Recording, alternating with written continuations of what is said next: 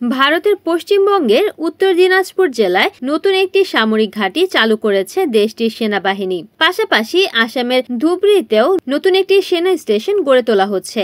বাংলাদেশের চলমান রাজনৈতিক অস্থিরতার মধ্যে দ্রুত সময়ে দুটি সামরিক স্থাপনা করল ভারত। ভারতীয় গণমাধ্যম ডেকান ক্রনিকেলের প্রতিবেদনে এই তথ্য জানানো হয়েছে। প্রতিবেদনে বলা হয়েছে, বৃহস্পতিবার পূর্বাঞ্চলীয় সেনা কমান্ডের প্রধান লেফটেন্যান্ট জেনারেল আর.সি. তিওয়ারি উত্তর দিনাজপুরের চোপড়ায় বাংলাদেশ সীমান্তের পাশে নবনির্মিত ঘাঁটি পরিদর্শন করেন।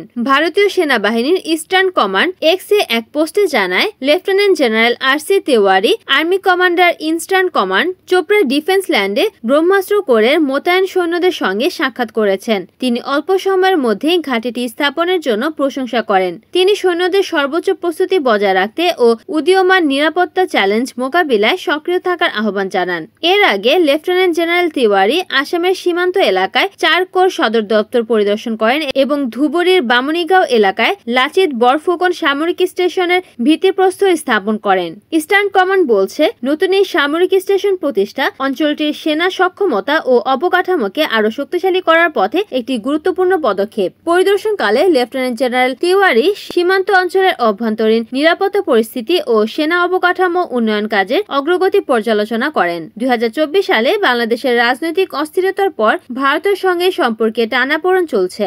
স্বাভাবিক নেই বাংলাদেশের সঙ্গে ভারতের সীমান্ত যোগাযোগ। Desk news, NN TV.